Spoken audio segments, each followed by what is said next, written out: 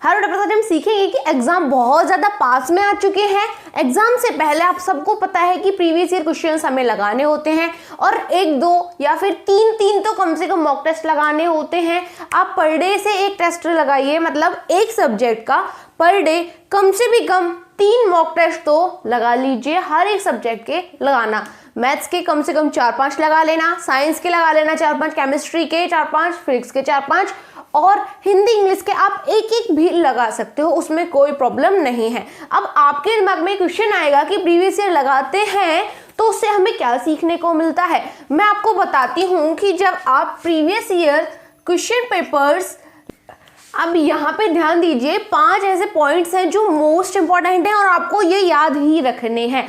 मतलब जब आप क्वेश्चन पेपर लगाओगे, कोई भी एक मॉक टेस्ट, कोई भी क्वेश्चन पेपर, कोई भी मॉडल टेस्ट जब लगाओगे तो इन 5 पॉइंट्स को याद रखना, वरना अगर आप लगा भी लोगे तो वो वेस्ट ऑफ टाइम होगा। सबसे पहले मैथ्स के आपको मैक्सिमम टू मैक्सिमम लगाने हैं जितने आप लगा सकते हो। एक दिन में 24 घंटे होते हैं। यदि आप 10 मान के चलिए 14 घंटे आपने सारे कामों के लिए निकाल दिए, 10 घंटे बचे, जब भी आप 3 मॉक टेस्ट लगा सकते हो 1 घंटे का रिवीजन के साथ में। ओके, रिवीजन कैसे करना है उसके बारे में मैंने वीडियो बना रखी है, डिस्क्रिप्शन में लिंक मिल जाएगा, वहां से देख लेना।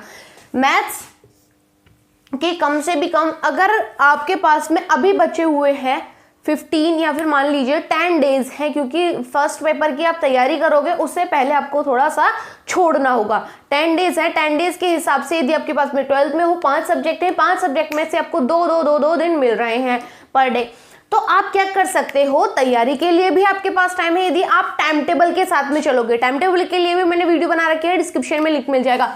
यदि आप टाइम टेबल के साथ में चलोगे तो सारी की सारी चीजें आप अच्छे से कर पाओगे। यदि आप वेस्ट करोगे टाइम को तो बहुत बड़ी प्रॉब्लम हो जाएगी, क्योंकि आपकी पूरी साल भर की मेहनत वेस्ट हो जाएगी। समझ में आई बात? तो आपको मैथ्स के मैक्सिमम क्वेश्चन पेपर्स लगाने हैं। उससे आपको क्या पता चलता है, जब आप यदि 10 ईयर्स की क्वेश्चन पेपर लगा पाते हो, 10 ईयर्स की क्वेश्चन पेपर लगा पाते हो तो बहुत ही अच्छी बात है और आप लगा सकते हो, क्योंकि पर डे 3 टेस्ट आपने लगा लिए, फिर नेक्स्ट डे 3 टेस्ट लगा लिए, तो मतलब कितने हो गए आपके, टोटल 6 हो गए। 10 ईयर्स के मैं कैसे बोल रही हूँ, जैसे कि एक जो पेपर आप लगाते हो आपको 6 तो लगाने हैं, फिर आपको एक अंदाजा लग जाता है कि ये क्वेश्चन ऐसे हो जाएगा, ठीक है आगे बढ़ा, ये क्वेश्चन ऐसे हो जाएगा, ठीक है, मतलब इस तरीके से आप एनालिटिक्स कर पाते हो। तो क्वेश्चंस का आपको क्या याद रखना है, क्वेश्चंस को आप याद रखेंगे कि मतलब कौन सा क्वेश्चन ज्यादा इंपॉर्टेंट है, कौन सा रिपीट हो रहा है, लॉन्ग क्वेश्चन में कौन सा क्वेश्चन आ रहा है, शॉर्ट क्वेश्चन में कौन सा क्वेश्चन आ रहा है। दैट मीन्स आपको क्वेश्चंस को एनालिसिस करना है कि कौन सा क्वेश्चन किस पैटर्न पे हमारा पेपर चल रहा है, पहले कौन सा क्वेश्चन आएगा। मतलब जो एमसीक्यू टाइप क्वेश्चंस आते हैं वहां पे मल्टीपल, मतलब जो टिक करते हैं, टिक वाले क्वेश्चंस आते हैं और अब पैटर्न चेंज हो चुका है, ओएमआर वाली सीट वाला लग चुका है। ध्यान रखना, यहाँ पे जब आप क्वेश्चंस लगाओगे तो ये बात याद रखनी है आपको कि कौन सा क्वेश्चन कहाँ पे आ रहा है। और यदि 1-2 चैप्टर आपके रह गए हैं तो ये बात ध्यान रखना कि उन चैप्टर्स को अभी पढ़ लो। मैंने एक वीडियो भी बना रखी है कि टाइम गैप कैसे करना है, वो डिस्क्रिप्शन में लिंक दे दूंगी, वहां से देख लेना। मैंने 3 की 3 मतलब एक प्लेलिस्ट बनी हुई है, मोस्ट इंपॉर्टेंट पॉइंट्स मैंने वहां पे आपके कवर किए हुए हैं, जो कि कोई नहीं करता है, ठीक है। अब एक बात याद रखनी है आपको, दीदी अब आप सोचोगे कि एनालिटिक्स से क्या फ़ायदा है। एनालिसिस से ये फ़ायदा है कि यदि आपका 1-2 पॉइंट वीक है, आप उसे सबसे पहले तो स्ट्रॉन्ग कर लीजिए, ठीक है। उसके बाद यदि कोई पॉइंट रह जाता है तो वो आपकी गलती है, क्योंकि आपको पता है कि वो मेरा पॉइंट वीक है, उसको इम्प्रूव कीजिए।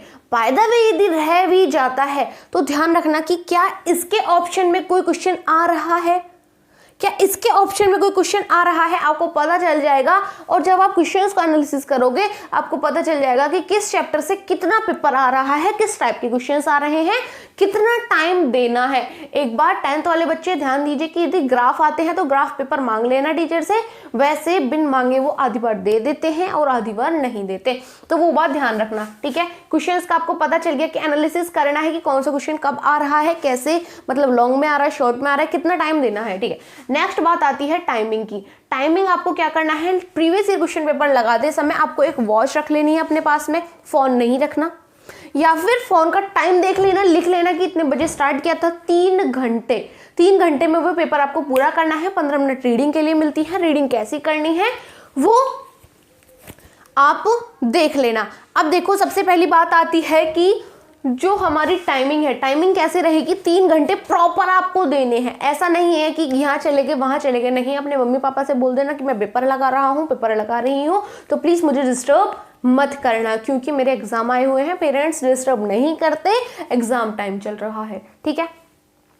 नेक्स्ट बात आती है कि आपको अपने पेपर को इस तरीके से मैनेज करना है कि 2.5 घंटे में, एटलीस्ट 2.5 घंटे में वो पूरा हो जाए। ज़्यादा से ज़्यादा 2 घंटे 45 मिनट में, आधा घंटा आपको बच जाए कि आप उसे एनालिसिस कर सको। 15 मिनट आगे चले गए तो मान के चलो 15 मिनट बच जाए कि आप उसे चेक कर सको। आधा घंटा आप बचा लेना। और टाइमिंग किस तरीके से रखोगे, मैंने आपको बता दी कि आप टाइम देख लेना कितने बजे स्टार्ट किया है। वॉच लेकर के जाना पेपर में, भूल मत जाना, वहाँ पे वॉच लगी हुई होती है। बाय द वे आपका सेंटर ऐसी जगह पड़ गया जहाँ पे वॉच नहीं है तो प्रॉब्लम हो सकती है, तो प्लीज़ वॉच लेकर के जाना। टाइमिंग का प्रॉपर ध्यान रखना है कि एक क्वेश्चन को कितना टाइम देना है। ये आपको सिर्फ क्वेश्चंस करने के बाद ही, प्रीवियस ईयर क्वेश्चंस करने के बाद ही पता चलेगा कि इस क्वेश्चन को मैं इस तरीके से, अगर इस स्पीड से चलूंगा तो कंप्लीट कर लूंगा पेपर, और कुछ टाइम बच जाएगा और उसे एनालिसिस करो। लास्ट में एनालिसिस भी करना है। समझ आई बात। नेक्स्ट पॉइंट आता है हमारा राइटिंग। अब बहुत सारे बच्चों का ये क्वेश्चन रहता है कि राइटिंग का क्या करना है। राइटिंग में आपको ये बात याद रखनी है कि राइटिंग एटलीस्ट ऐसी हो कि दूसरे इंसान को समझ में आए। ऐसी ना हो कि बिल्कुल खचेड़ू मचा रखा है, राइटिंग समझ नहीं आ रही। राइटिंग ऐसी करनी है कि दूसरे बच्चे को, मतलब दूसरे टीचर को, अपनी क्लास के बच्चों को वो समझ में आए। यदि आपकी क्लास के बच्चों को समझ आ रही है तो बट ऑब्वियस बात है कि टीचर को भी समझ में आएगी। तो आपको जो राइटिंग है, जब प्रीवियस क्वेश्चन पेपर लगाओगे तो राइटिंग को मेंटेन करते हुए चलना है कि ऐसी राइटिंग मैं एग्जाम में लिखूंगा, इस तरीके से आपको राइटिंग लिखनी है। ओके, अब यहाँ पे मैंने बताई थी कि maths, chemistry, physics, science, English, Hindi. English Hindi के यदि आप एक एक पेपर भी लगा लेते हो तो भी वो सफिशिएंट है, उसमें पता चल जाएगा कि कितना टाइम कहाँ पे देना है। लेकिन स्पीड का ध्यान रखना, क्योंकि इंग्लिश और हिंदी के पेपर, इंग्लिश का तो छोटा पेपर आता है, हिंदी का थोड़ा सा लेंथी पेपर आता है। नेक्स्ट बात आती है साइंस। साइंस के आप चाहो तो 5 पेपर जरूर से लगा लेना, 5 या 4 पेपर। यदि आप 10th क्लास में हो 4-5 पेपर जरूर लगा लेना, पता चल जाएगा कहाँ मेरी वीकनेसेस हैं और कहाँ मेरी स्ट्रेंथ है। वो चीज़ें हमें प्रीवियस ईयर क्वेश्चन पेपर लगाने के बाद ही पता चलती हैं, वीकनेसेस और स्ट्रेंथ के बारे में। अब फिजिक्स थोड़ा सा हार्ड पड़ता है, केमिस्ट्री बच्चों को और भी ज़्यादा हार्ड पड़ता है, तो इनके कम से भी कम 6 पेपर तो लगा लेना। मैथ्स के भी चाहो तो 7-8 लगा लेना या 6 लगा लेना, ये आपकी मर्जी है। चाहो तो इन्हें बढ़ा सकते हो। जब आप इनमें कम लगा रहे हो तो टाइम यहाँ से आपको आ जाएगा कि इनके लिए तो हमारे पास इतना टाइम नहीं है। 6 पेपर का टाइम तो मैंने आपको बता दिया। और एक्स्ट्रा जब आप लगाओगे तो आपकी स्किल ही निखरेगी, कुछ लॉस नहीं होगा।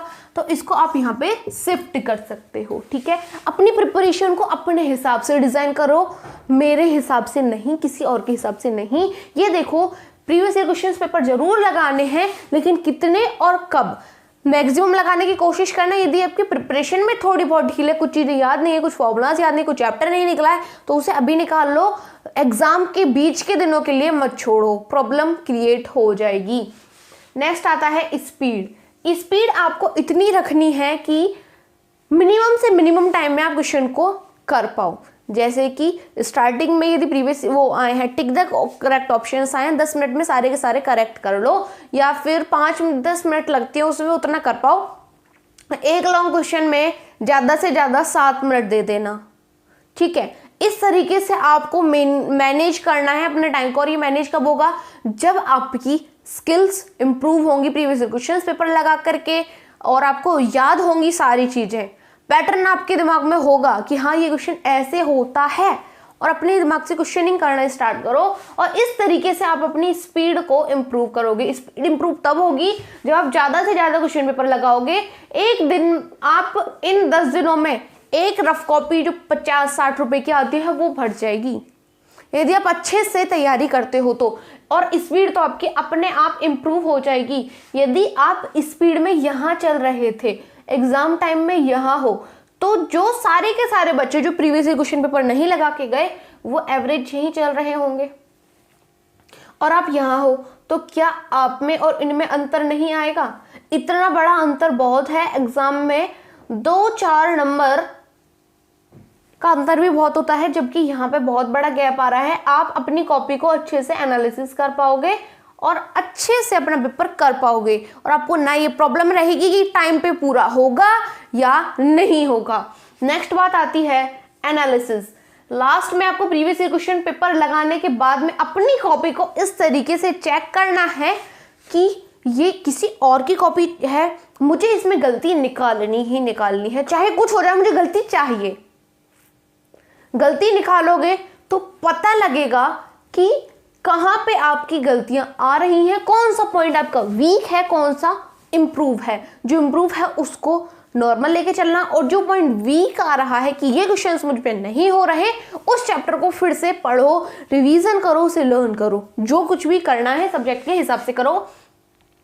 तो ये बात आपको पता चल गई ना कि एनालिटिक्स कैसे इम्प्रूव करने हैं, एनालिटिक्स कैसे मतलब एनालिसिस कैसे करना है। एनालिसिस करोगे आप इन सारे के सारे पॉइंट्स को मेजर रखते हुए, मतलब क्वेश्चंस मैं सारे कर पा रहा हूँ, टाइमिंग मेरी प्रॉपर है, राइटिंग मेरी ठीक है, स्पीड मेरी अच्छी आ रही है, तो उसके हिसाब से एनालिसिस करोगे, वरना प्रॉब्लम क्रिएट हो सकती है।